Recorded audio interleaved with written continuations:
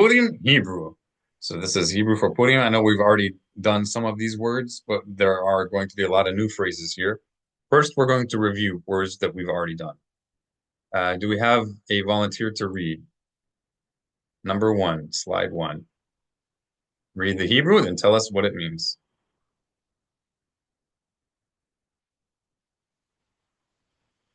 Melech, All right, now everybody repeat.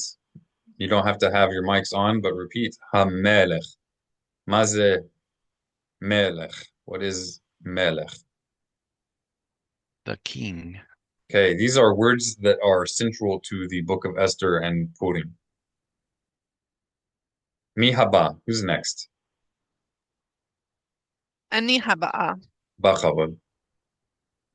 I want you to tell us the name of the letter and the name of each vowel, and then put them together. For example, first letter here is from the right to left is he with the vowel patah. So you would say he with patah, ha. Letter mem with patah, ma. Lamed with shva. You have to determine whether it's silent or sounded. If it's silent, then it goes with the previous syllable. Mal, ha-mal. Kaf with a hamas, ka. He, it's a final he. It's just a placeholder for the vowel under the previous letter. Ka. Ha-mal ka. Your turn. Tur shelach. Do you want me to do the whole thing or Yes, just ma'am. okay? Hey with patach, pa. Mem with patach, ma. Lamed with shawa, o. Oh, what is O? I said o, o. Uh, I'm trying to make an L sound. So you have to determine whether there are two main types of Shava. There's silent Shava and sounded Shava. So you have to determine whether it's silent or sounded. If it is sounded, it makes a short sound. So that would be le. That's if it's sounded. If it's not sounded, if it's silent, then there's no vowel under it, and it's just the ending of the previous syllable. Okay. Correct. All right. I So think it's silent. yes, in that case, it has no vowel here. Its vowel is Hmm. between the L and the M. So put these two together. Bump, bump. Hamal. There you go.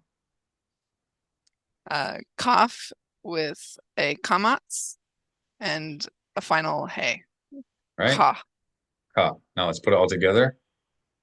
Ha mal ka. Mitsuyan. And what does it mean? The queen. All right, everybody say Hamalka. Hamalka. All right, this is, of course, referring to Queen Esther. Thank you, Heather, for giving us an example. Put you in the hot seat. Who's next? Mihaba. Robert? Ani. I Well, don't I'll know. do it, and then we'll I'll get ask someone to Robert to next, come in. hopefully. All right, Bachavul. So first you're gonna tell us the letter, then the vowel Oh, okay. Mem with a patah. Uh, equals. ma. All right. Lamed with a shava. It's going to be silent. So mal. Excellent, excellent. And for everyone, just that they know, if you are unsure whether a schwa is silent or sounded, assume it is, what should they assume? If they're not sure whether it's Oh, sounded or, assume it's silent, that's right. That's but right. only 99% of the time. Something like that. No. All right. So mal, oth Mal. haba'a, next oth, next letter. Uh, Poof. One more time. Well, that was it. So it's What's the name of the letter? um is it a kuf or kaf? All right. So kuf is the one that looks like a Q, kind of like a Q. This is kaf. And they make two Kaf. distinct sounds. But is this kaf or ha? And how do you know?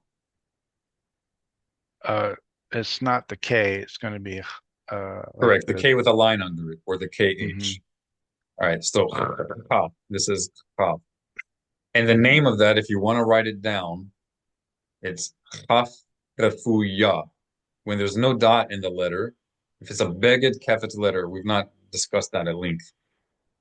If it's one of the six letters whose sound changes depending Mhm. on the presence or lack of a dot in the middle, if there's no dot in the middle, it's called refuya. So this is chaf refuya. That's a way of saying undotted kaf.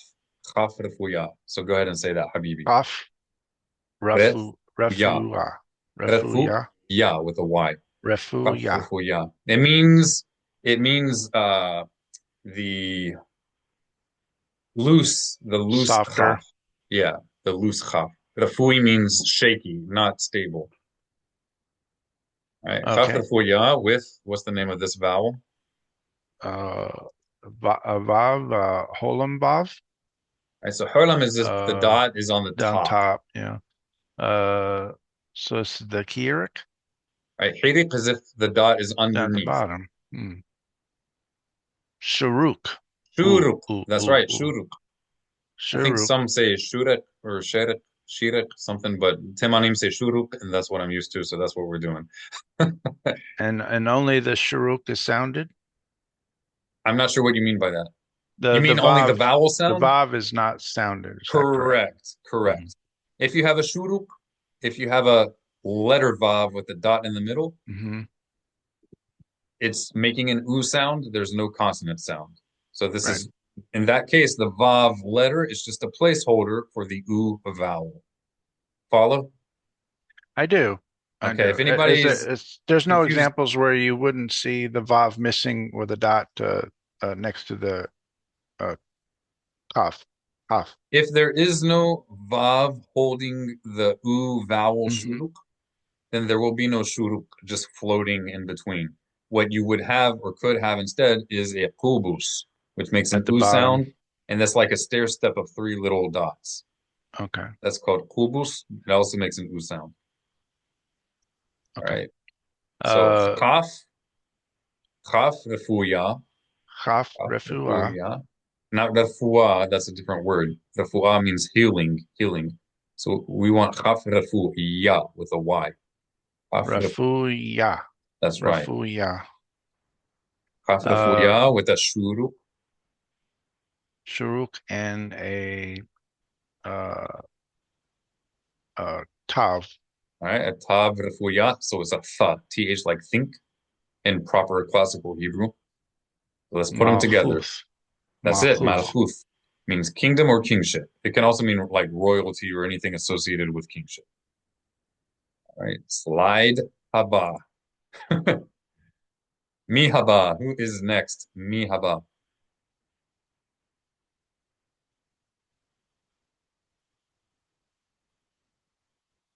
Mr. Robert, you want to give it a hit? Give it a shot?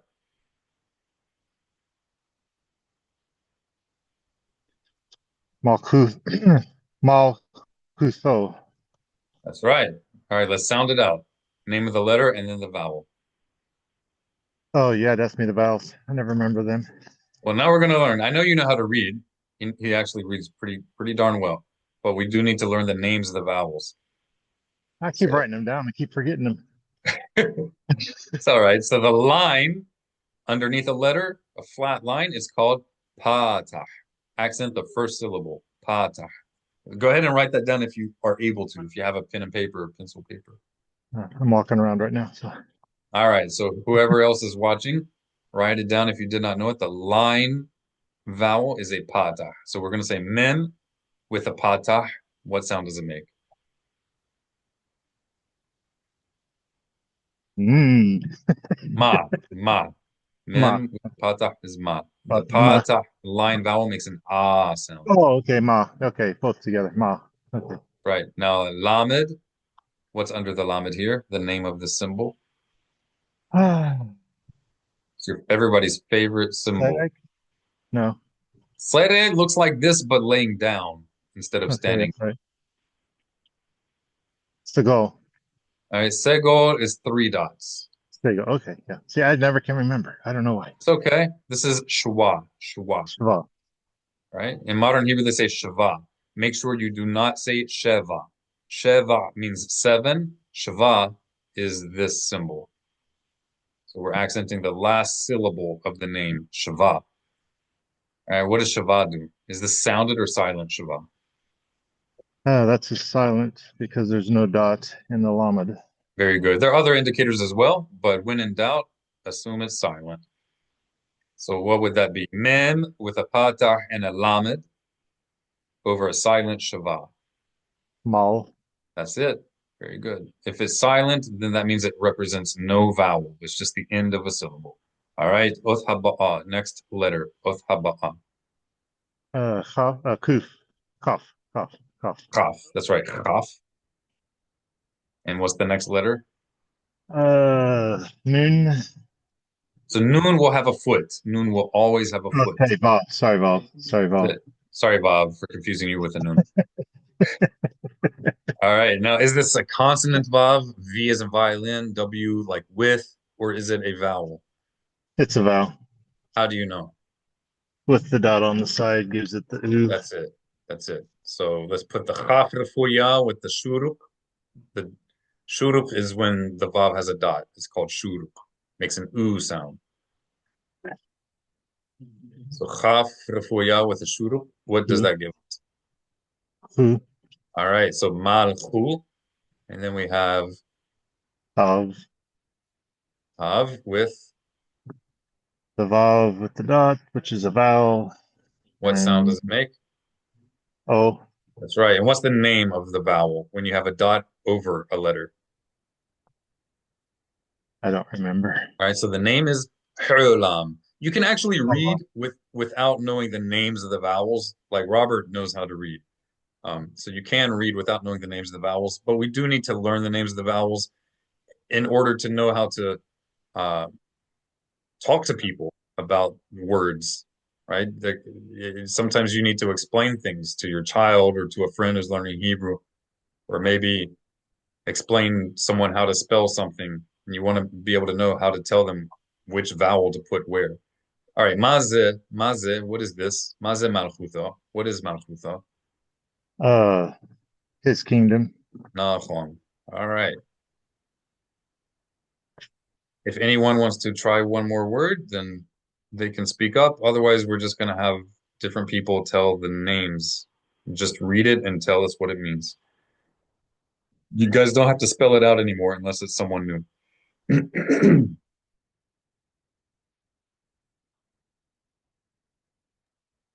Ani haba? Bachavod. What does bachavod mean? Go Bachavod. ahead. Go ahead Yeah. with or something like Yeah, that. yeah. It's an expression for go ahead, but what does it literally mean? Yeah. I remember you saying it, but I forget what it is. Like, All right. Ba means with. Ba. It's a common prefix, and chavod is honor or respect. with honor. So it's a way of saying go ahead, but literally you're saying with respect. Go right ahead. The go right ahead part is inferred. It's implied. With respect. Matanoth, On. Maze matanoth. Maze. What is that? Maze. gifts. Nachon. Gifts. Nachon. Matanoth. Right. So, All these are related to Purim events. Yes, sir. there's two tavs here. One has going to be the harder sound. The first tav that is, With the because it has the dots, dot in it. right? Matanoth, got the Holem Vav and the tav without is it the tav refua? Yes, How sir. would you say Yes, sir. it? Refuya. Accent the last syllable. Refuya. Yeah, tav refuya. Okay. Right. That makes a TH like in the word think. Ashkenazi Jews traditionally pronounce it like an S. So Ashkenazim have 4 letters that make an S sound in Hebrew. Because Sadi, That they should be pronounce a enough. T That and should an be S. enough. Yeah. Yeah. So we only need one S, really. We don't need another S. This is a TH sound like think in proper classical Hebrew. And in modern Hebrew, they pronounce it like a T as in turtle. Right? Modern Hebrew doesn't make that distinction. It's simplified. All right. Next. Mi haba. You guys, I hope you're writing these down because I'm going to give a quiz after this. Victor looks Ani excited. Ani hava. All right. Bachavod. What does bachavod mean? Go ahead, but it with honor. That's right. How do we say honor in Hebrew? Kavod. Right. It also means respect and a few other things as well. All right. Bachavod. Go right ahead. Oniyim. I heard you pronounce a Y sound. Is that correct? Yes, How did you know to do that? Why didn't you say aniyim? A lot of people would just read this aniyim with no Y. because the yod has a dagesh in it. That's right. Yud has a dagesh. Anytime we see the letter yud with a dagesh, we should pronounce the consonant Y sound and not just the vowel. Also, if you see a vowel under a yud, you should pronounce the Y sound and then the vowel under it. Very good. Kol hakavod. Aniyim. Maze aniyim. Maze. Poor people. Nachon. Nachon. What is nachon? Maze nachon. Correct translation. It just means correct. Nachon means correct. Oh, yeah, Anything. but you said maze at the end. Maze Get 'em. means what is. Get him. No. Okay. Maze is what is. You're wrong, man. I'm trying to teach you guys Hebrew. Slowly but surely, we're gonna get immersed Well, in Hebrew. mostly on slowly, I think. Okay. La'at, la'at. Slowly, slowly. La'at, la'at. All right. Milah haba'ah. Bitui haba. Bitui haba. Next expression. Matanoth la al anoyim. All right. What vowel is under the nun? The Hirik. That's right. What sound does hirik make? E. That's right. Let's read it again. La al niyim. Perfect. Let's read it again, the whole thing from the beginning. Mehat hala. Matanoth la al niyim. Is it ni'im or ni'im with a Y? With a Y, How do you know? because of the dagesh with the first yud. That's right. That's right. And really, even if there was no dagesh, we should still If there's pronounce it two, as a you should Y. assume it. Yeah. Not just assume, but you can Yeah. know. You can know it should still be pronounced with a Y, even without the dagesh, because there's a vowel under it. The only time yud is not pronounced as a Y sound is if there's no vowel above or below it. In that case, it's usually going to be symbolizing the vowel of the previous letter, right? But if it And has a that vowel would be, underneath it or a dot inside it, it's a Y sound for sure. will there be examples of two yuds without where there's no Y sound? No, Okay. no. All right, that's very perceptive, very good. So maze matanoth, maze. And what does the word maze mean? Or words, what do the words maze mean? Okay, so the first word is gifts. Yes, yes. Matanoth are gifts. Matanoth. And the poor people, gifts for the poor people. Where is the for? The lamed. That's right. The lamed here is a prefix meaning to or for. That's right. Matanoth la'aniyim. And what does if I ask you guys maze, what does maze mean? What is the meaning? So maze just means what's this or what is that? But it can be used for like what is ... What is XYZ? Maze. All right, kol hakavod. You guys are doing excellently. Mi haba. Who's next? Tell me ani haba or ba'a if female. Ani haba'a. All right. Gur shalach. Mish loach manos. Beautiful. Mishloach manoth. How did you know to read this as mishloach instead of mishlocha? Why didn't you say mishlocha? Because a het at the end of the word flips with the vowel. Right. So if you guys notice, when we're reading, 99% of the time we're saying first the consonant sound of the letter, and after you say the consonant, then you produce the sound of the vowel. That's the rule in Hebrew. It's not random. Consonant first, and then you read the vowel above or below the letter. But there's an exception. If you have a guttural letter at the end of a word, and there's a vowel under it, then it's the opposite. That's the exception. Exception to the rule. If you have a guttural letter and then a vowel under it at the end of a word, you produce the sound of the vowel first, and then the sound of the consonantal guttural letter. That's why it's important to know which letters are guttural and which are not. It's also how we know that certain letters that people ignorantly claim are silent, it's how we know that those letters aren't silent. Because a letter cannot be a guttural letter if it's silent. Guttural is the exact opposite of silent. It's like the most jarring and noticeable sound that there could be. Okay. So In practice, does this come out with, like, say, Ashkenazi in a way where it's not reversed, or is it still reversed? it's still reversed, even in Ashkenazi pronunciation. In traditional Ashkenazi pronunciation, even as it currently exists, even among the most funny sounding accents that may exist among them, if they are educated, they know that they produce the vowel sound first and then the sound of the guttural letter above it. The only oddity here is that with het, they pronounce the het as a cha, which is not a guttural sound. So they would say mishloach, ach. So they do the vowel first, as they should, but then they're making a non-guttural sound. It doesn't make sense. Because if it's a non-guttural sound, then you should not be doing the vowel first. And so they treat, Ashkenazi Jews treat chaf and chet differently here. If it's a chaf, they will produce the chaf sound first and then the vowel after it. So they're treating chaf and chet differently. One they're treating as a guttural letter, the other they're treating as a non-guttural letter, even though they're producing the same exact sound for both. This exposes the error of that. It's one thing, we should respect all the different traditions, but it's one thing if a tradition is not glaringly a mistake. If it's glaringly a mistake, it needs to be corrected. That means it's not a legitimate Ashkenazi tradition. It's an illegitimate. That means it's a mistake. It is not the original tradition of Ashkenazi Jews.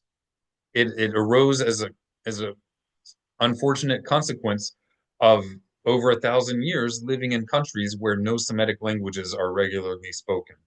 So they lost certain features or certain sounds of Hebrew that don't exist in the local languages where they were living. And that's what happened. And it's demonstrably incorrect. Yep. Same thing with Aleph. If Aleph were silent, if it did not have an actual sound, then it would not be categorized in ancient Jewish literature as a guttural letter, but it is. It's called a guttural letter in ancient Jewish literature. A letter that has no sound is not a guttural sound. That's a contradiction in terms. And Silent gutturals. that doesn't make Silent sense. gutturals. Okay, so mishloach is something which is sent, and manot are portions, typically of food.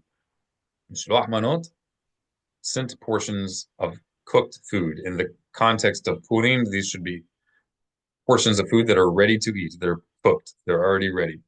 So you don't send, you should not send a package of uncooked fish, right? If it's cooked, you could send it, but I still would not send it even if it's cooked, if it's not in a manner that's ready to eat. Unless the person just likes unless it's sushi, cook it. excuse me. Yeah. It should be cooked. All right, next slide. Mi haba. Who's next? Mi haba. Nihaba. Bachavod. Let's see. Mish ta to. Mish to.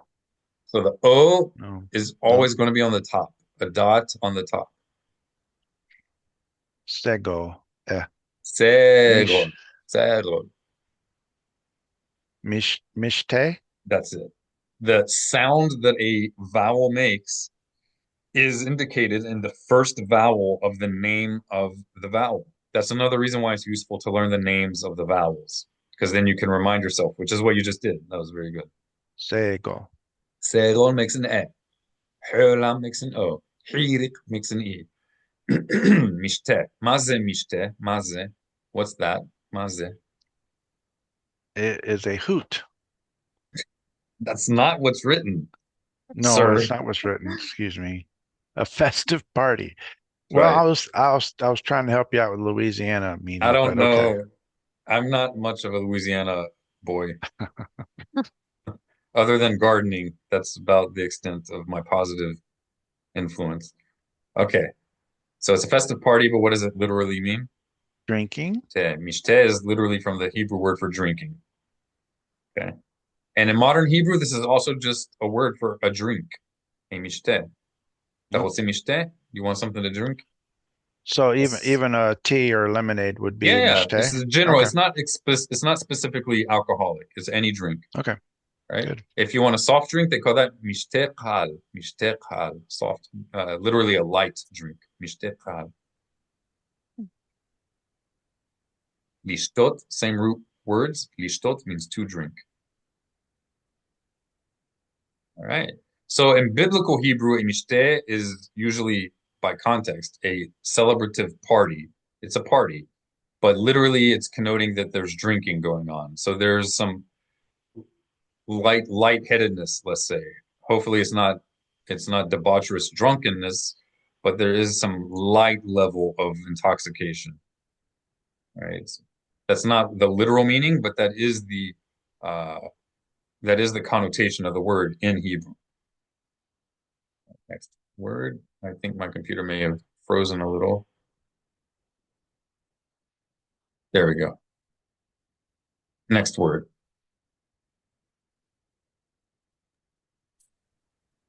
Mesiba.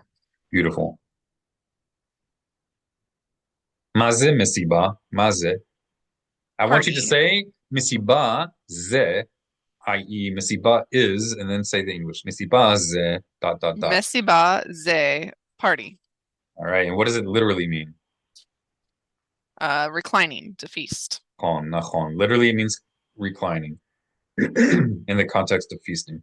That's because in ancient times they used to feast on their sides or laying down, like you see in ancient Greco-Roman depictions of a man on a couch of some sort and a servant or a woman dropping grapes into his mouth.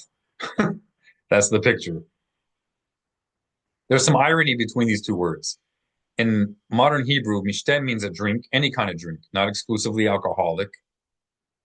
But mishteh can be used in reference to a party, but in modern Hebrew, mishteh, if you say it in reference to a celebration, it's usually got a more formal connotation, even though it sounds like it has more of a, you know, risque literal meaning. It usually has more of a formal connotation in modern Hebrew. Whereas the word mesiba in modern Hebrew is the normal word for party, and it has more of a frivolous connotation. Not always. You can have a mesiba for your children. It's just a party. But it often will have a more frivolous connotation, even though the word doesn't inherently mean drinking. You would think like a drinking type party or like, adult type parties where they go to a dance club, you would think that would be called a mishteh because people are, and really, I would say it should be. That should be called a mishteh because they're drinking. This would be for me, it would be a correction. If God willing, when I have a family, we're going to call, risque type parties mishteh. I don't want them to go to those, but that's going to be a mishteh. That's not going to be a mesiba. Mesiba literally means laying down. So why are we calling drinking parties where people are usually hopping around dancing? Why are we calling that a mesiba when nobody's laying down? It doesn't make a lot of sense. It does not make a lot of sense. All right. So that's a party. Mi haba. Mi haba batur. Who's next in line? Mi haba batur. You can say tur sheli. My turn. Tur Dur sheli. Shelley. Yofi. Tur shel Victor. Tur shel Victor. Bakhabul.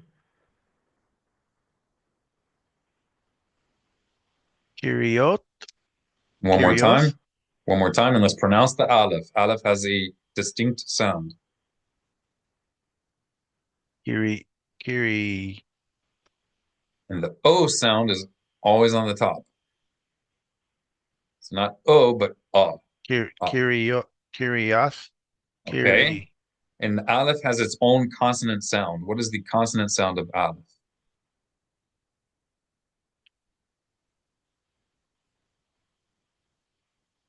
Ach. That's it. It's a breaking sound, what they call a glottal stop. That's the technical term. It's a glottal stop. Like the sound between the two syllables of oh. So kari, kari. How do you do it? Well, it's a little confusing because it sounds a little bit like the comments. So it's not the commas. It's the Hmm. sound that comes immediately before the commas. So the commas is just an Hmm. The aleph is the sound. So qari'ath. So it's qari'ath instead of qari'ath. Qari'ath is not pronouncing the aleph. It's just doing the vowel, qari'ath. Now, if we pronounce the aleph, it would be qari'ath. So aleph is the sound of the holding and releasing of the glottis. It's a little flap in your throat. And I know you I'd can do it. say that this is the very tricky pronunciation to Yeah, acquire but here. you can do it. Any Oh English yeah, speaker, anyone with a throat can do it. But any English yeah. speaker already knows how to do it because we have it in English. They're It's not a just the rarity of putting it together. So We have it in Kiri, English and we use it mm, frequently in English, oh, but most English speakers don't think of it as its own sound because well, I meant the we don't have its own letter. It doesn't have its own letter in okay, English. right, but the combination or the use of the comets and it together, I don't think there's much use of that together in the English Yeah, language. maybe not that So vowel it's specifically. yeah. We have it with o, like o, and then we Hmm. have it with at the end of words. We have it very frequently. We usually pronounce it as the T at the end of a syllable in English. So we So don't usually say, go ahead. the and the the way the way I hear you say it is it seems more together. It's not like Yeah, it carry only exists with a off. vowel. You can't do it without a vowel. But it is not the vowel itself. It's a sound that comes immediately before the vowel. So it's the yod. Yeah. The yud has nothing to do with it. Okay. Well, I'm lost. Forget the Hebrew right now. Forget the Hebrew right now. Hmm. In English, if you're a native English speaker, what are you more likely to say? She wants it with a clear T sound, or she Hmm. wants it? She wants it. She wants it. Yeah. Which one is a native English speaker more likely to say? She wants it or she wants it? I personally don't see myself dropping the T as much, but I know what you're saying. Uh-oh. It I usually don't pronounce my it's like that. So You're not an American. no, How, I how are Norse, British, how are yeah. British in a Ah, stereotypical British see accent, now if you'd have said the Brits, I'd be with you on it. Okay. Yeah. how is a stereotypical British accent from American perception to get rid of all the politically correct nutcases from an American ill-informed ignorance unpolitically correct stereotype of British accents. How is a British accent more likely to pronounce the word turtle? Turtle or turtle? Uh-oh. Okay, and it's not only the British. We do this also in American English, usually at the end of words. When a T is at the end of a word or end of any syllable, most American English speakers will, we are pronouncing the T. It's not that we're not pronouncing it. We are pronouncing that T at the end of words, but we're not pronouncing it as a T. It's a placeholder for this sound of the aleph. It's the same exact sound. And the technical term for it is glottal stop. Glottal stop. Right? So that is the sound of aleph when aleph has a vowel. It's a sound, right? So it's going to be an sound plus any vowel that goes with it. So like o or whatever or British is that sound. British. Are you British? Right? Not British. So we do have it in English. We have this sound in English. Any English speaker can produce this sound because they already do. They're just not conscious. They're not thinking about it when they do it. So when you see an aleph with a vowel, what I want you to do is imagine it's a T at the end of a word, or imagine it as the British T. Kri'a instead of kriya, kri'a, kri'a, kri'at. All right? Does that make a little bit more sense? Come on, Heather, give me some moral boost here. Sure. Did that make any more sense now? I think so. Just say yes. Yes. Yes, of course. Okay, yo, Crystal clear. Kolakabo. You're my best friend. Okay. Come on, Hector. Hector. Oh my goodness. I can't stop calling him Hector. Uh, I don't think they have the glottal stop in Spanish. Did someone call my name? Victor. Are you Come on, combining Victor. Heather and Victor together? Is that That's what what it it is? is. That's what it is. All right, Victor. Let's read this word one more time. Imagine that the aleph is the British sound. Here we say You got it. You got it. Don't yeah, say. except I got a comment I also have to say. Of course you do. Of course. Well,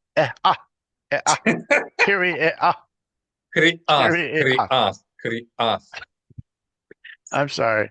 This is yes, I make the sound all the time in my language. I do not make those two sounds together, Well, except you'll get as it. one You'll get it. It unified just thing. takes practice. It just takes Yeah, practice. I know. Kri'ath. All right, that's Kiri reading of. Now, Kiri aleph, when aleph has no vowel with it, it will be silent. The thing is that aleph is not always silent, right? You do make that sound anytime it has a vowel. You make the sound, then whatever vowel it is. Qari'ath. Qari'ath. Right? Milah haba'a, next word.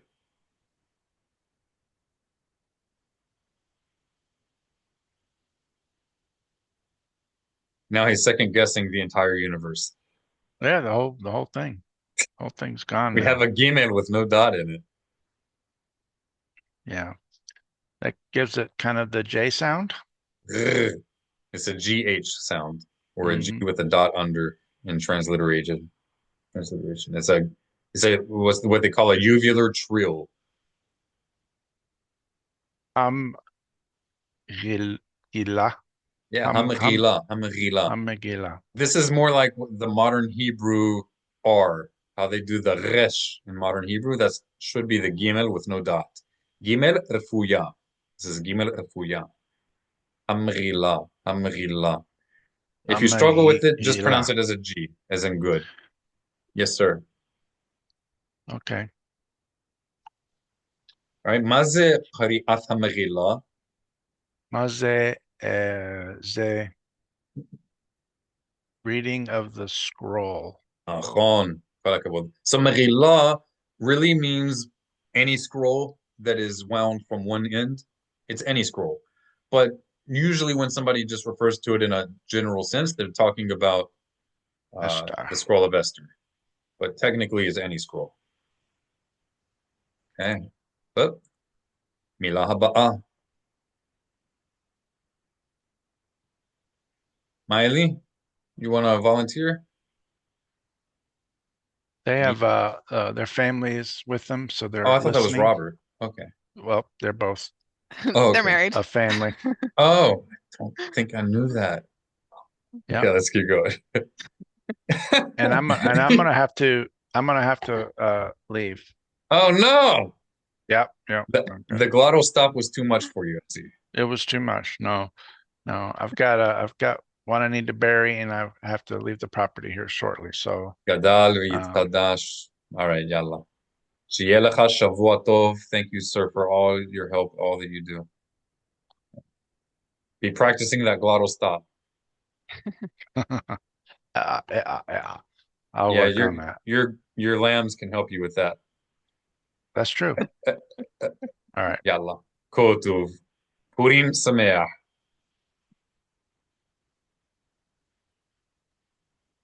Yalla. I think he's going to be listening in on us or something, maybe. All right, Heather. Probably. Tur Shalach, your turn. Yehudi. Yehudi. All right, I'm going to give you something new that many people do Okay. not know. Okay, so you might want to make a note for it, but you don't have to because it's a nuance that very, very few people are even aware of. So if you have a shava, a sounded shava, which is the symbol we have here under the yud, if it is immediately followed by a guttural letter, then the sound of the sounded shava will be the unaccented form of the next vowel. Okay? That's only if the shava is coming immediately before a guttural letter. So generally, a sounded shava is just a short sound, a short eh sound. So normally people would read this as Yehudi. I also often transliterate this as Yehudi because that's what most people know. And if I transliterate it ultra accurately, people will assume I'm making a mistake. They will think that it's a typo, but it's not. If a shava, a sounded shava, is followed by a guttural letter, then the shava is pronounced as the same as the vowel of the guttural letter that comes after it. That means that this shava would be pronounced as an u because the next vowel of the guttural letter that comes after it is u. But it's going to be an unaccented u. So not Yehudi, but Yehudi. So it's really not Yehudi. It's really Yehudi. Yehudi. Right? That's about as nuanced as you can get with Hebrew pronunciation. If you do that and you go to a Yemenite synagogue, you're going to blow them away because there will be people there who know this, and they're among the very few on earth who know it. All right. So how did we know? We know because hey is a guttural letter. Can you tell me how we know that hey is a guttural letter without just memorizing it? Why is it a guttural? Why would it be called a guttural letter? And what does guttural mean? How do we define that? It's a sound that's produced farther back than in the mouth, isn't it? Any sound that is not being produced in the main cavity of the mouth, if it's produced further back, then it's guttural, right? So let's define cavity of the mouth as from the tonsils or the uvula to the lips, from the outer part of your lips all the way to your uvula, the little thing that dangles in the back. Let's define that as mouth. If it's being produced further back, further beyond than that, it's guttural. That's why the letter chaf, even though people often call it a guttural sound, it's not guttural. It's still pronounced in that main cavity of your mouth. It's produced with contact between the soft palate in your mouth and the back of your tongue, right? Still between the uvula and the lips. So that is not guttural. And that's why het is, because het should not be pronounced there. That's how you know that saying chet is mispronunciation, because all of the early Hebrew linguists describe it as being guttural and being produced in your throat, but cha is not in your throat; it's in your mouth. It's obvious. Anybody who, if they'll make that sound and they'll think, "What am I doing in my mouth? What is making contact with what?" If you ask them to define it, they will know it's not in here. It's in your mouth. All right, so this shava is an u sound because it's followed by a guttural letter, and the vowel of this guttural letter is an u. Therefore, this shwa is also an u, a short u. Yehudi, Yehudi. Yehudi. All right, Yehudi. It's derived from the Hebrew word that means he shall be praised. He shall be praised. In Jewish context, the one that shall be praised, we're referring to God, the Holy One, blessed be He. So may He be praised. So the very name of Yehudi, the very name of Jew, is praise to God. That's the inherent meaning of what it means to be a Jew. And perhaps coincidentally, perhaps not coincidentally, the majority of the word Yehudi also looks like the name of God, right?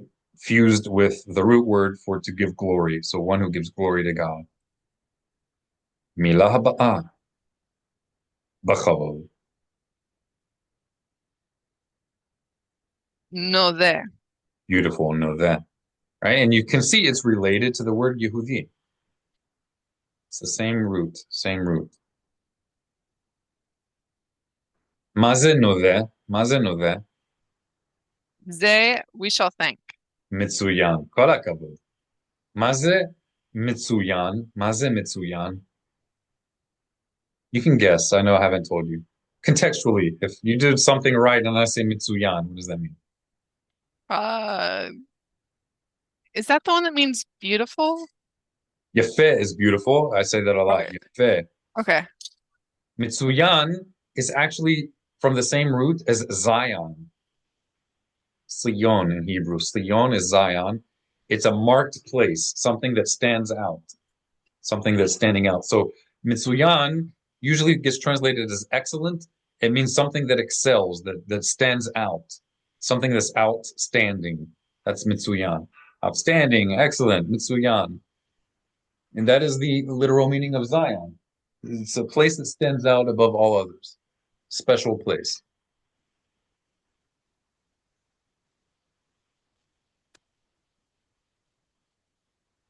Right? So in the morning, there's a widespread custom to first say when you first wake up, Modeh ani lefanecha. Women would say Moda ani instead of Modeh. Modeh is I masculine, give thanks or am grateful, and Moda is I feminine, give thanks or am grateful. If we say Nodeh, that would be the plural. Instead of I give thanks, it's saying we give thanks. We are grateful. Nodeh. So how do we know that there's we here? Where is the we? Would it be the noon? That's it. Right. So the nun is the first person plural prefix or imperfect tense, i.e., future tense. We shall give thanks. And you can add that to any root word and it will turn it into we shall do, whatever the root of the verb is. So nochal means we will ochel, we will eat. Nochal. If medaber is speaking, nedaber, we shall speak. Nedaber. If mevorech is blessing, then how would you say we shall bless?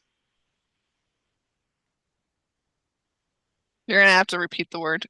That's okay. I was still If, writing notes. it's okay. If mevorech, beginning with an M as in mother, mevorech means blessing, like I am blessing, ani mevorech. How would you say we shall bless? Nevorech. Exactly. Nevorech, nevorech. If uh, if if if mamshich means continuing, ani mamshich, I continue, how would you say we shall continue? Namshich. That's it.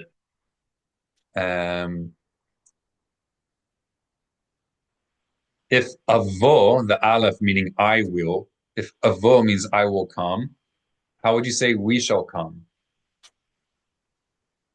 Navo. That's it. We shall come. That's it. We shall come and we shall give thanks. Navo venodeh. Yalla. So yeah, that's definitely worth writing down. The nun as a prefix is we shall.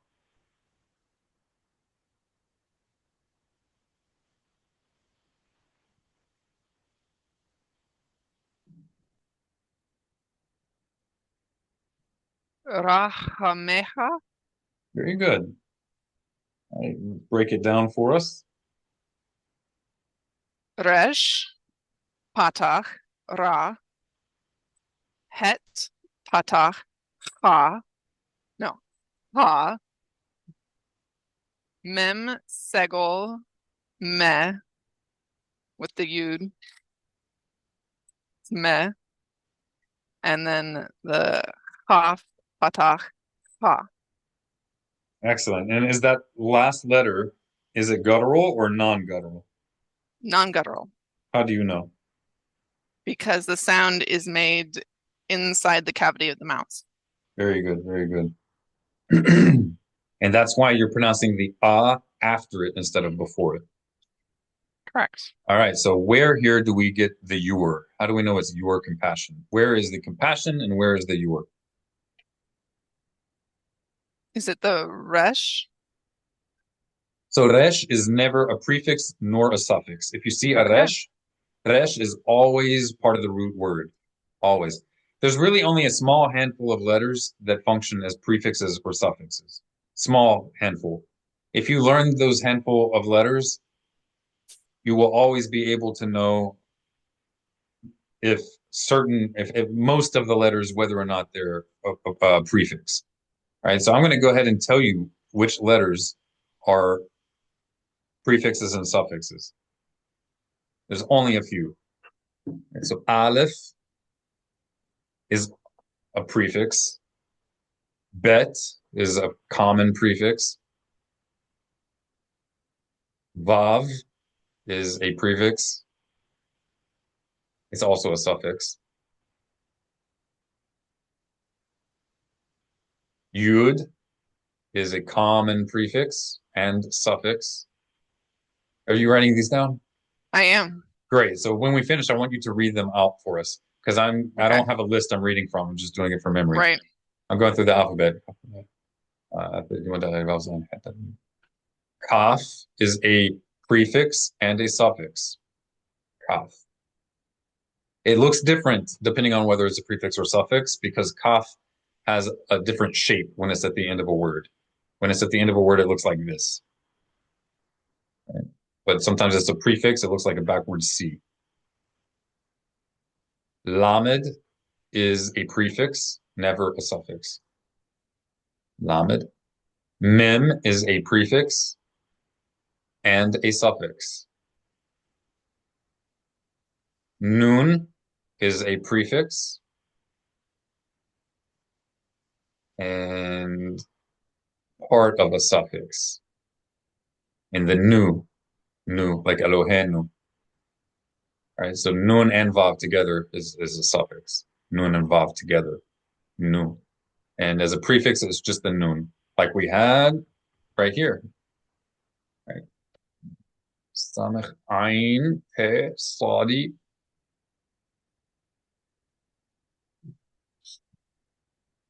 So sheen. Sheen is a prefix. Sheen is a prefix. And then tav. Tav is a prefix and a suffix. So Aleph, Bet, Vav, Yod, Kaf, Lamed, Nun, Shin, Tav. Yes, that's it. Any other letter in the Hebrew alphabet, if you see it, you can know that it's not a prefix or suffix. It's almost certainly part of the root word. These other letters can be parts of a root word, but if they're the first letter in a word, more likely than not, it's a prefix.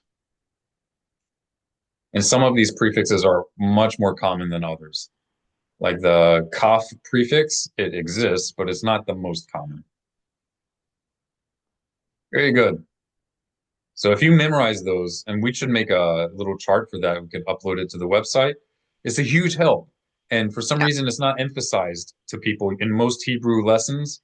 It's not emphasized to people. They teach them these prefixes and suffixes over time. They teach it to them, but they don't usually just give them the list. You don't have to know what all these mean automatically in order to know to recognize them as meaning something. So I might not know what it means, but I can recognize that if I see this at the beginning of a word, it's not a fundamental part of the word, most likely. Yep. And that can save a lot of time in trying to figure out what you're looking at. All right, rahamecha. So rahameh means compassions of, and then the cha is your, singular, masculine, your. So in Hebrew, you don't say your compassion. You say compassions your. That's a common way, that's the normal way of saying possessive concepts in Hebrew.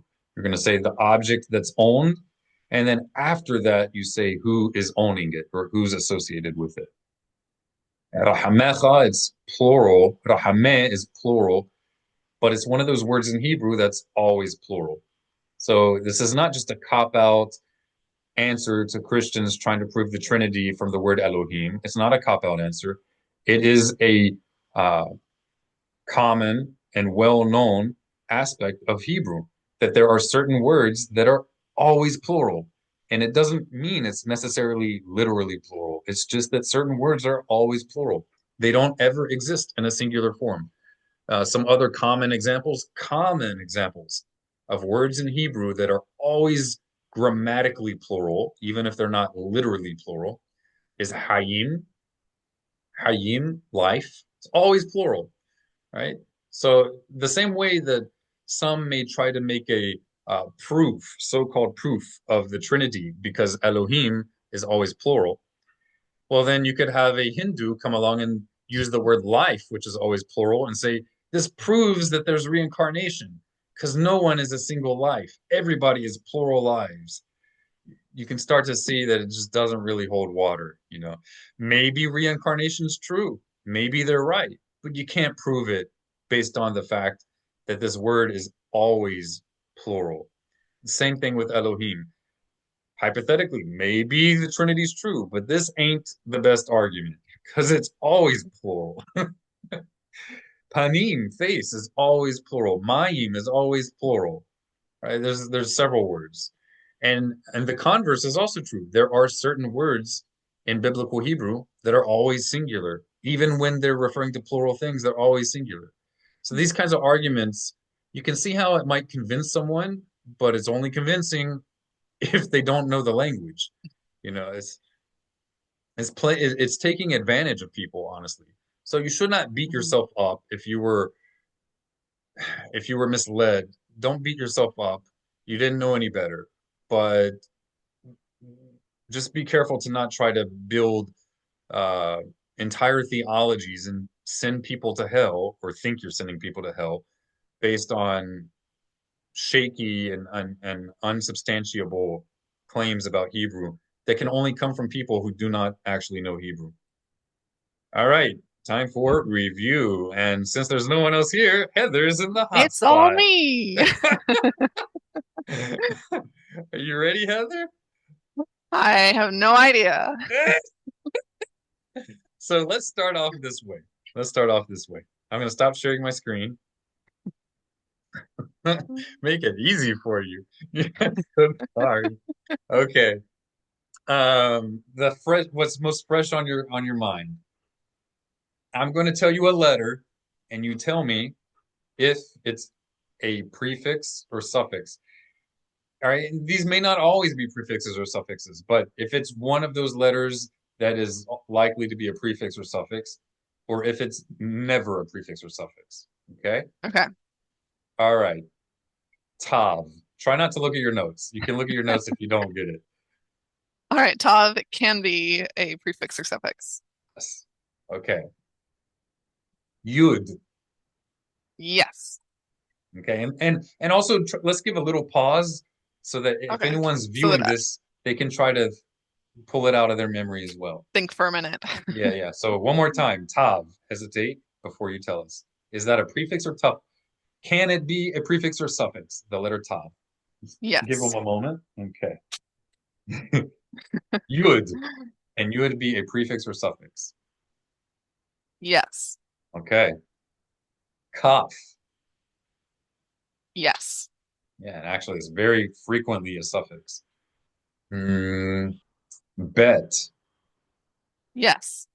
Right? So bet is frequently a prefix. It's never a suffix. Okay. And lamed.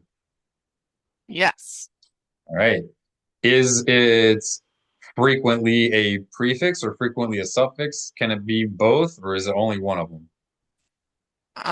Since you're asking, I'm gonna guess that it's usually a prefix. Yeah, yes. And it's never a suffix. There is no bet suffix. All right, very Lamed. good. Weren't we talking about lamed? I thought bet. But lamed is Oh, also always a prefix, never a okay. suffix. There is no lamed suffix. Okay, mim. Mim. Yes. Very good. Prefix or suffix or both? Prefix for sure. I'm not sure about suffix. Okay. Elohim. It's an indicating of plural, even if it's not literally plural, but grammatically it's plural. And also it's plural third person suffix. So like betam, bet is house, and then the am is there, betam, their house, betham. All right. And nun, the letter nun. Yes. Excellent, excellent. Let's give people a little bit more of a pause. Sorry. She's so excited. Sure. I Okay. know the answer. Pick me, pick me. Vav, vav. Give them a moment. Can it be a prefix or suffix? Yes. Okay. Can it be a suffix? Yes. Very good. And also prefix. Can be both. Ayin, ayin.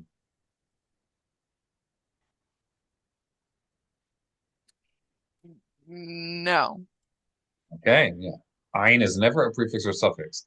If you see an ayin in a word, you should have zero doubt that it's part of the root word. Zero doubt. It does not ever just disappear. There are a few letters in Hebrew that, even if they're part of a root word, in some forms of the word, they may disappear. There's only a few letters that do that. Most letters, if they're part of the root word, they will never disappear. They will always be present in any form of that word. And ayin is one of those. Okay. Let's see. Quf. Is quf a prefix or suffix? The letter No. quf, not to be confused with kaf. Quf looks like a Q. All right. And what did you say? I said no. Well, you're right. Okay. Quf is never a prefix or suffix. How about aleph? Yes. Oh, good. Is that a prefix or suffix? Aleph.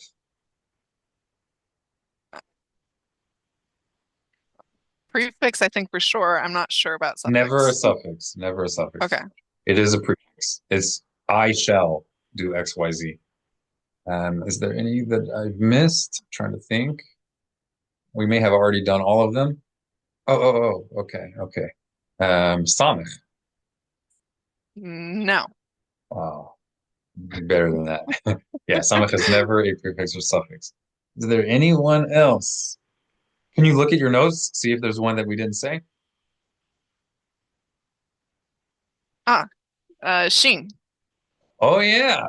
Is sheen or seen? Is it sheen or seen? Which one is a seen? Let's do this. Is seen a suffix or prefix? Is seen ever a suffix or prefix?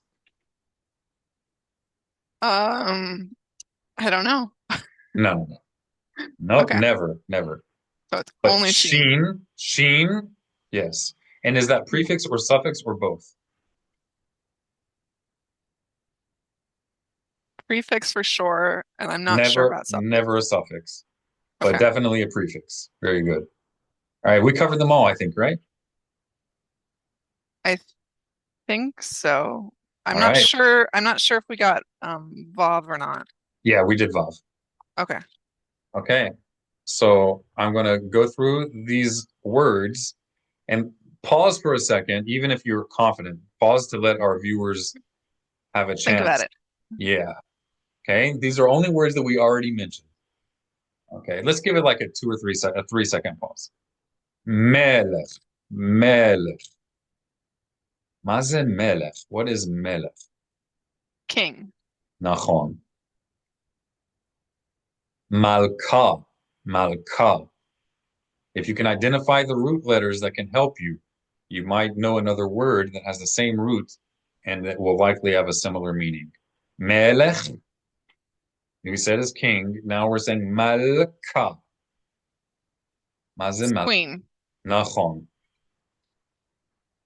Malchuth. Malchuth or malchut. Malchuth. Kingdom. Nachon. That's right. Nachon means correct. Malchuth. It can be almost anything associated with rulership. So it can be kingdom, kingship, dominion, royalty, or like royal, noble, depends on the context, but usually it's translated as kingdom. All right. Malchutho, malchutho, malchutho. Malchutho. That's one word. There is a suffix. Malchutho. We said Malchut is kingdom. Mhm. Malchutho. So we've added an O at the end. Is it his kingdom? Exactly, exactly. O suffix means his, whatever it's added to. All right. Heather, you are on a roll. So far. Matanoth, matanoth. That's gifts, isn't it? Excellent, matanoth.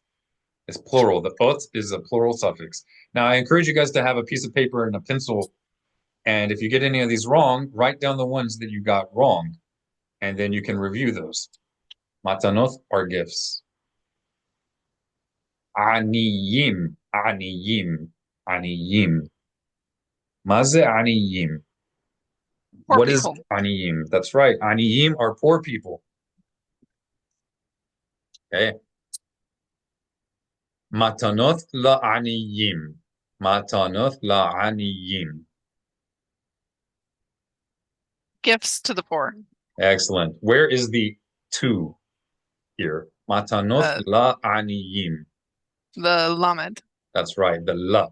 Matanoth la'aniyim. Gifts la to aniyim. Poor. Number, I don't know what number we're on. Mishloach manoth. Mishloach manoth. In Ashkenazi Hebrew, you'll likely hear this in the United States. Mishloach manos. Mishloach manos. Mishloach manos. Right? Mishloach manoth. Mishloach manoth. Gifts of food. Excellent. Specifically, portions that are sent portions of food. So the mishloach means something which is sent. Mishloach. Manoth are portions of food. Manoth. Right. Milah haba'ah, next word. Milah, word. Haba'ah, the next, the coming. Milah haba'ah. Mishte, mishte, mishte. Maze mishte. Festive party. Excellent. That's right. And what does it literally mean? Drinking. Mm-hmm. Excellent. And you can use this in modern Hebrew. So, for example, a soft drink is mishte chal, literally a light drink. Mishte chal. Milah haba'ah. Maze milah haba'ah. What is milah haba'ah? Next word. Yefeh. Excellent. Maze yefeh. Yefeh is not really excellent. It's beautiful. Beautiful. Yefeh. Milah haba'ah. Mesiba. The word is mesiba. Maze mesiba. It literally means reclining, right? That's right. Very good. And how is it used? It's used as like a party too, isn't it? Excellent, especially in modern Hebrew. Right. Especially in modern Hebrew, all kinds of parties. It could be like a nightclub party. It could be your child's birthday party. It could be any kind of party. It could be a Purim party. Although it makes more sense historically in proper Hebrew that you would not call your Purim party mishibah, you would call it a mishteh. So that's what it's called in the book of Esther. But people in Hebrew will often refer to it as a misibah. All right. Qari'at hamagillah. Qari'at hamagillah. Qari'at hamagillah. Reading the scroll. That's right. Reading the scroll. That's exactly right. And what's it referring to usually? The book of Esther. Very good. So in modern Hebrew, it's Kriyat Megillah, Kriyat Megillah. And in popularized Ashkenazi Hebrew, this is what you're more likely to hear in the United States, especially in more traditional circles. Kriyas HaMegillah, Kriyas HaMegillah. Right? The Ashkenazim traditionally have pronounced the tav with no dot as an S sound. Kriyas HaMegillah. Kriyat HaMegillah. All right, this one's extra challenging, so let's give them extra time. Yehudi, Yehudi. Maze Yehudi. Jew. Nachon. And what does it mean? Yehudi. What does it literally mean? Uh, Like to give praise to? Yeah, that's the literal meaning. It's uh Judah was given the name Judah, Yehudah, so as to give praise to God. He shall be praised. So it's like saying, may he be praised. All right. Know that, know that, know that. It's related to the word Yehudi. Know that. Uh, so we give That's right. praise. That's right. We give praise or we give thanks. They're Right. related ideas. There's many different Hebrew words that get translated as praise. So no, that is more like giving acknowledgement, and that's how you say thanks in Hebrew. It literally is acknowledgement, to give acknowledgement, but it's in a positive sense. So it's praise, knowledge, acknowledgement of praise.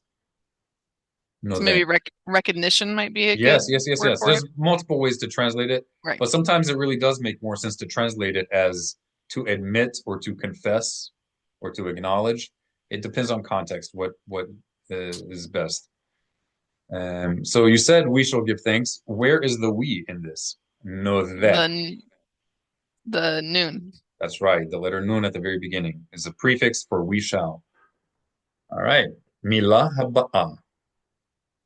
Rahamecha. Rahamecha.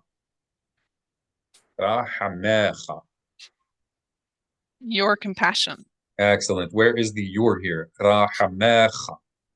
The chaf at the end, the Right, that's suffix. right. So rahameh is compassions of. It's always plural. And when we remove the suffix, the word by itself would be rahamim. Rahamim. It's an extremely common word in Jewish prayer. Rahamim. All right, that's it. So we have a few more words that are associated with the Megillah and with Purim, if you want to look at them. Or we could wrap up for today, whatever you think. Well, I think we can do it Mm, more, but it is 12:03. okay. We can do a few, at least to introduce them. We don't have to do a review. Right. All right. So this is the beginning of the most common opening of Jewish blessings. All right. Those are formalized uh, prayers of praise to God. Usually they're short. This is the most common opening. And with these words all together, they constitute a renewing of crowning God as the king of your life. Right? It's a renewal of your accepting the Ol Melechut Shamayim, the yoke of the kingdom of heaven. Right? If you want to read through these, you can say the Hebrew and then tell us the connotation. Baruch, source of all blessing and most worthy. Atah, are you? Adonai, eternal one, the immutable. Eloheinu, powerful authority over us. Melech, king of. Ha'olam, the universe, all existence. Okay, if we put it all together, let's say it in the Hebrew and then say it all together in English. Baruch atah Adonai, Eloheinu melech ha'olam. Right, Most here. worthy are you, O eternal, the powerful authority over us, King of all existence. Too young, beautiful. Right, we'll just give them a few moments. They can practice by themselves. Maybe 3 seconds. And they can always pause too if they Yeah, need yeah, longer. of course. Okay. Al. Maze al. For or regarding. Milah haba. You can just read them. Let's give it a pause. So give a little pause so they can try to read it, and then you'll read it. Okay, let's give a 3 second pause. Nisim, miracles.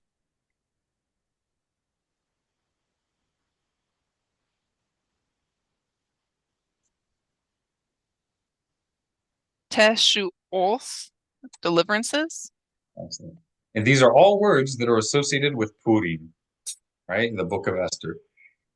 I've listed these words taken from the short addition that we add to the daily prayer, the Amidah. as it is said on Purim. Okay? So you learn these words, you'll be better able to understand what's being referred to when you read that addition to our daily prayers that we make on Purim.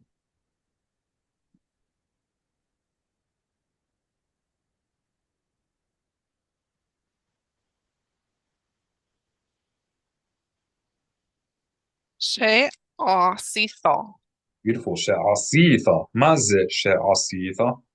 that you did. Excellent. Well, explain this to us. What means what? Because there's multiple words here. Uh, the sheen, would that be just that? That's right. Shin is a abbreviation of asher, which means that which or who. In this case, it makes sense to translate it as that. And then is the thaw at the end, is that you? That's right. So you add a tav as a suffix, and it means you did X, Y, Z in the past. So it indicates that the action of the verb is added at the end of, that the action has occurred. It's the perfect tense. Usually that means it's past tense. The action is perfected, completed.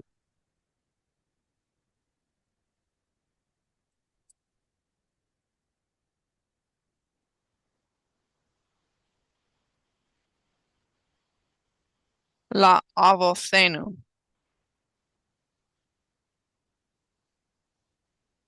Right? That's for our fathers or predecessors. Literally, it's fathers. Fathers does not have to be biological, like forefathers or forebearers. All right, break it down for us, Heather. The lamed at the beginning would be for, and then the new at the end is our. Excellent. And then here are fathers of. Av is father, and the ote is plural of.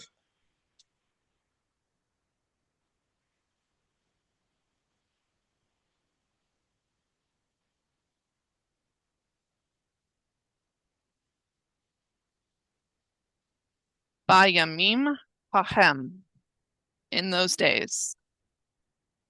All right, which one means what?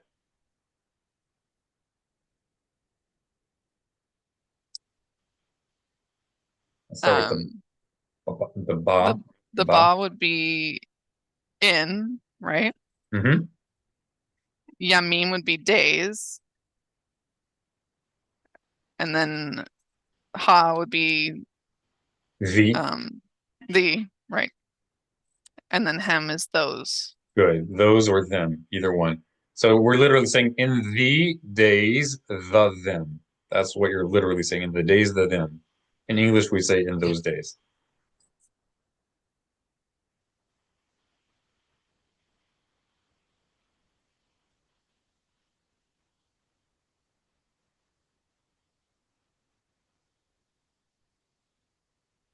Bazman hazeh, All right. at this time. Beautiful.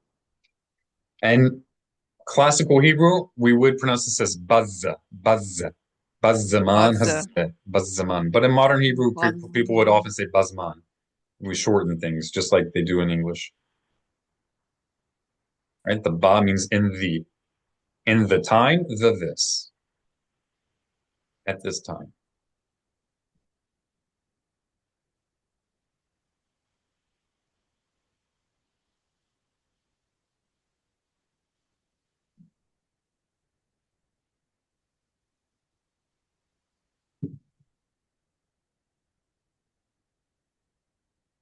Bachavod, go right ahead.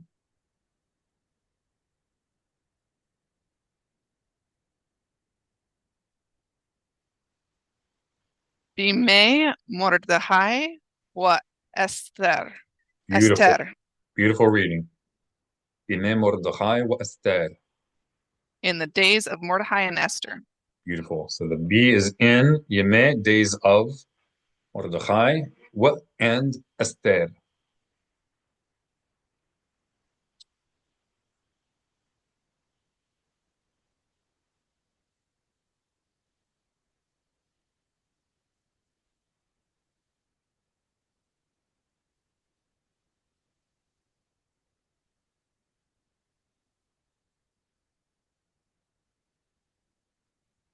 Beshushan Habira.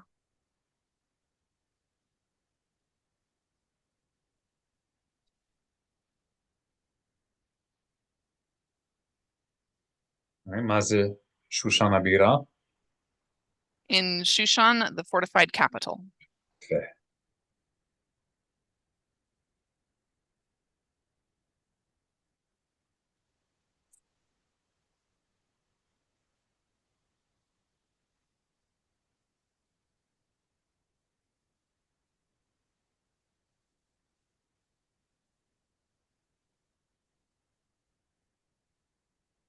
Kashe Ahmad Alechem. Alechem. Yes. One more time, let's read it. Kashe Ahmad Alechem. Beautiful. Yafe. Right. And literally it means kshe. Kshe is a prefix. It's the kaf prefix plus the she prefix together means when or while. Here it means when. Ahmad, really it's he stood. He stood. In English, we would say he arose, is what we would normally say. When he arose, referring to Haman, the antagonist. Alehem, al is on or upon, and the hem is them, upon them. Hamad alehem, when he arose upon them, when he rose up against them, is the connotation.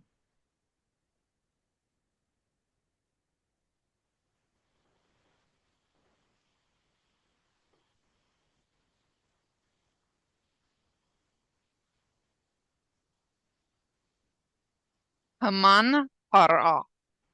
Beautiful. Haman hara, hara, Haman hara. People usually call his name in English Haman, Haman.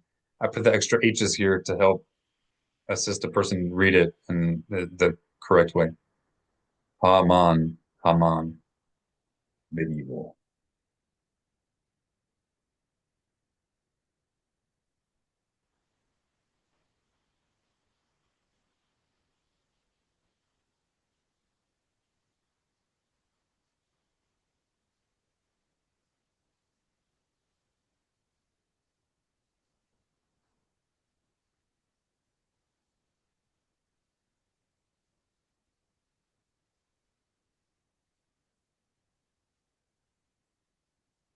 Lehashamiz Laharag. All right, let's read it one more time slowly. Remember about Lehash. Shavaz. Let's be careful with Okay. Shavaz and O sounds. Lehashmiz Lahagor. One more time. Laharog. Let's do it one more time. Laharog. All right. Now we have a hataf patah under the he. That means it is pronounced like a patah, an ah, but it's unaccented. So let's do it one more time. Unaccented.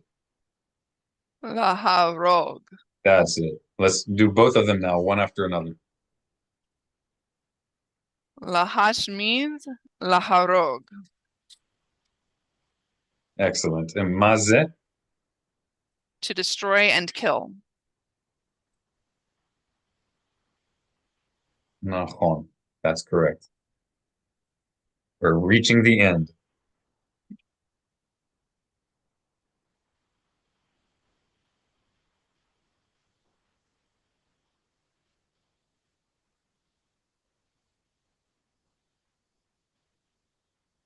Le'aviz.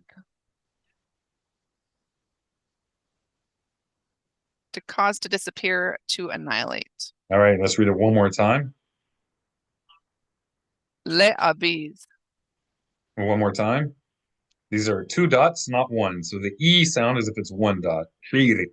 But this is two dots. Slere, slere. Le'abez.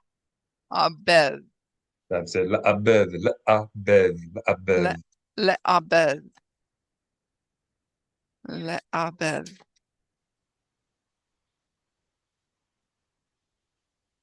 And that is to cause to disappear or to annihilate. It can also mean to, it's really to lose, but it, depending on the context, it can mean to make something be obliterated, be gone.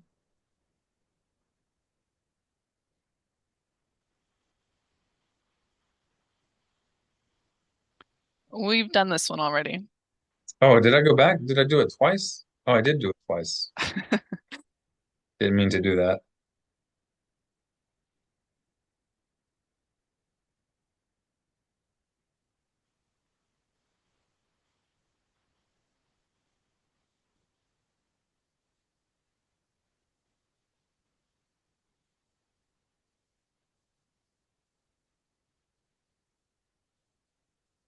Kal hayu hudim. All right, you did the really detailed thing here. Now you got to be careful to make it unaccented though. Shava means Okay. unaccented, and this is Yuhudim. tricky. This vowel is tricky because in modern Hebrew, it's consistently pronounced as an ah sound, the same as patah. This vowel, Right. you But can it's see the ones I'm circling, right? You can see that blue thing. yes. This Yes. vowel and this vowel are pronounced identically in modern Hebrew. However, even in modern Hebrew, they preserve the historical pronunciation of this vowel in certain words, certain key words, and this word is one of them, where they preserve the distinction. Perhaps because it's such a common word, they succeeded to preserve it better. I don't know why exactly. So even in modern Hebrew, they break the general rule of modern Hebrew of pronouncing these identically. That's the general rule. They break it with this word. Anytime you say all in Hebrew, you're going to pronounce it in the historical way. So not kal, but kol. All Oh. Jewish communities pronounce the vowel correctly in this word for whatever reason. It's kind of like how Jews, I'm sorry, it's kind of like how Christians, you would never think to pronounce hallelujah as a Y sound because they write it with a J. You would expect them to say hallelujah. But perhaps because it's just such a common word, they actually preserved correctly an oral tradition going all the way back to Jews. It's kind of cool if you think about it. It's a Christian oral tradition from Jews to get this word right, even though it's not written that way. Right. So this is kind of along the same lines. I guess because just it's such so commonly used, they pronounced the vowel correctly, even in the traditions that lost the distinction of the vowel, generally speaking. All right, so never pronounce kamatz as an ah when it's under this word Right. kaflamed. Let's read it one more time. Kal Kol, kol, hay kol. kol kol hay hayus there. It's My brain's okay. tired. Hayehudim, hayehudim, hayehudim, hayehudim. Yehudim, Yehu. Yehudim. There you go. Kol Yehudim. hayehudim, kol hayehudim. Kol Yehu kol kol hayuthi.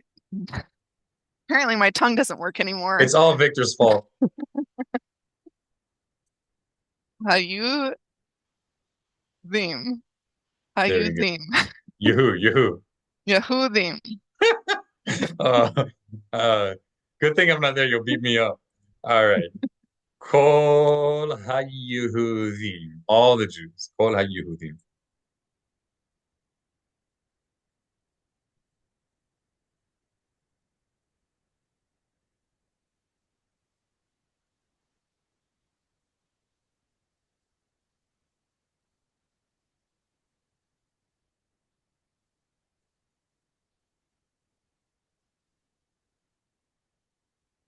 Me na or wa or zaken. Right? Good. Let's read it one more time. We're going to accent the second syllable in this word. Minna, minna, Me na or minna, wa ar, minna, me ar. me na or There you go. wa or zaken. Beautiful. Zaqan. Minna, ar, Zaken. wa'ad zaqan. Maze, minna, ar, wa'ad zaqan. From young to old. Beautiful.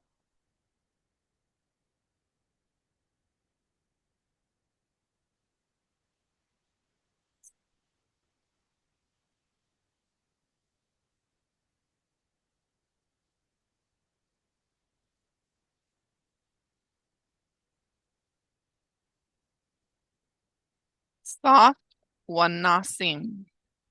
Nashim. All right, let's read it one more time. Be careful with the first letter. Oh, Toph.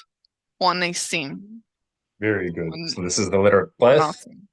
Paf وناشیم. Paf وناشیم. Mazet paf. Mazet paf. Infant? That's right. And nashim are women. Paf وناشیم. Infant and women. And this is an example of singular form being used, even though it's intended as plural. Hmm.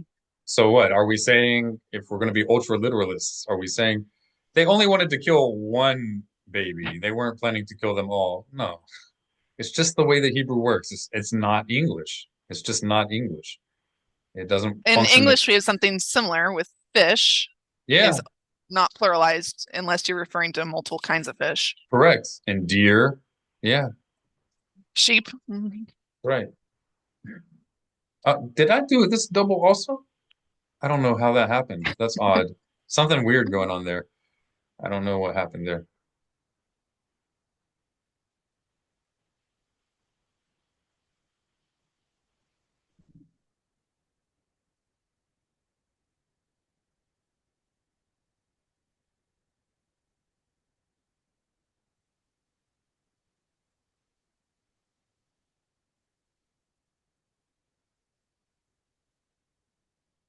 Ushelalam lavos. All right, now let's look at the Shva. What is the general rule on Shva? If That it's silent. if you're unsure, yes, if you're unsure. So ushlalam lavos. There you go. Ushlalam lavuz. Some would say lavuz, depends on the manuscript. Ushlalam lavuz. Maze ushlalam lavuz. And to plunder their possessions. Very good. So shlalam are it's like the booty, as in booties of war, the property that is abandoned or um, open to the taking. And then the is theirs. That's the third person possessive suffix. So their plunder, lavuz. I'm sorry, their possessions, lavuz, to plunder.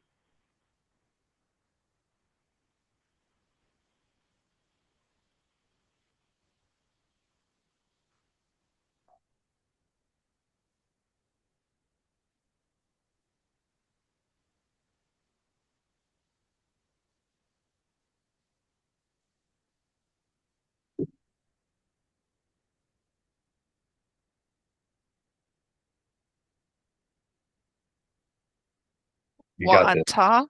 Wa'ata barahamecha harabim. Beautiful. وأتى براحماخا هاربين. وأتى براحماخا هاربين.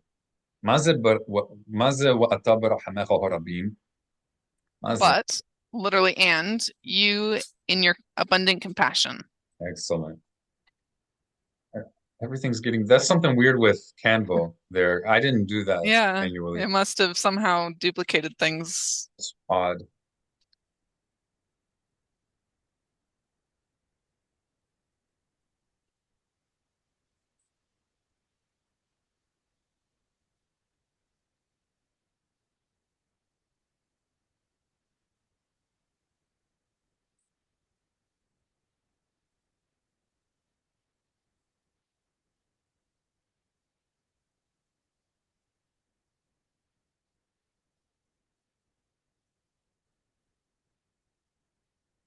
Hefareta eth ozazo.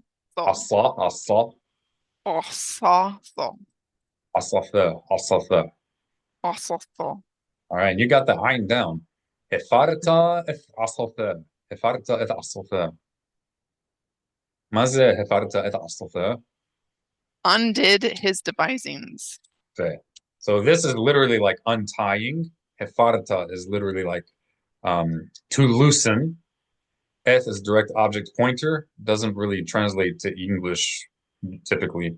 It just means that the word that comes after it is the object of the action that preceded the word et.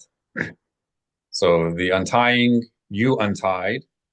What did you untie? The action of you untying is being directed to the word after the et, and that is asofa. Asofa is asa, which means counsel or plan, but it's more like counsel, and then the o is his. So asofa, his plan, his counseling, his devising. You undid his evil plans. This is the next to last slide, unless it's doubled.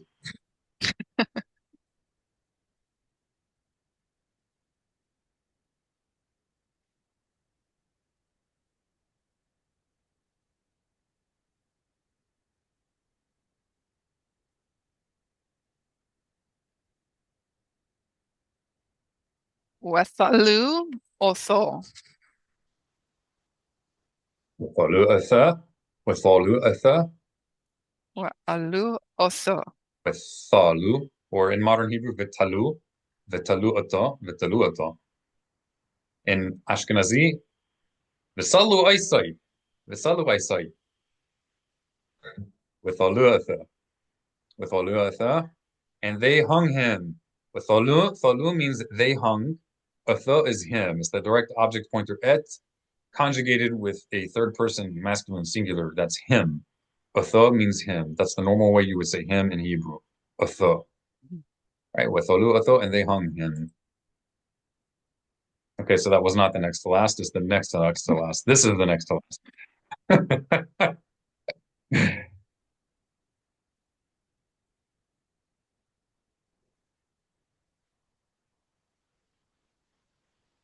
Wa'eth bano. Beautiful. In modern Hebrew, having adopted the Ashkenazi pronunciation of consonants, except for the Sav, ve'et banav. In Ashkenazim, ve'es banav. All right, wa'eth bano in proper classical Hebrew, wa'eth bano.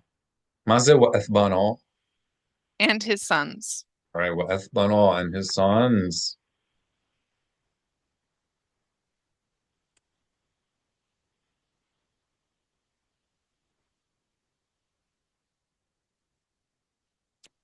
All ha'etz. Es. Ice. Yeah, es. Al ha'es. Al ha'es. On the wood. Wood and tree are the same word in Hebrew. There are other words for trees, but as is the general word for tree. It's also used to refer to wood, the substance of trees. And this is possibly the reason why in some New Testament translations, you will see it refers to Jesus being hung on the tree. Doesn't mean he was hung on an actual tree. It's because it could be, I don't know how it is in Greek, but it could be an indication of a Hebrew origin of that particular passage, at least, because the word for tree and wood are the same word in Hebrew. And here it's referring to the gallows. So they're referring to the gallows as the wood structure. So al is on or upon, ha is the, and es is tree or wood. And that concludes it. That concludes your Hebrew lesson for the day. You guys are ready for Purim. I will share on the Mishnah Walks WhatsApp and Telegram group, and we can also share on the Facebook group the blessing that is added. It's not really a blessing, but it's an addition to the prayers that we add to the Birkat Hamazon, the grace after meals, and we also add to the Amidah prayer, the regular daily prayer.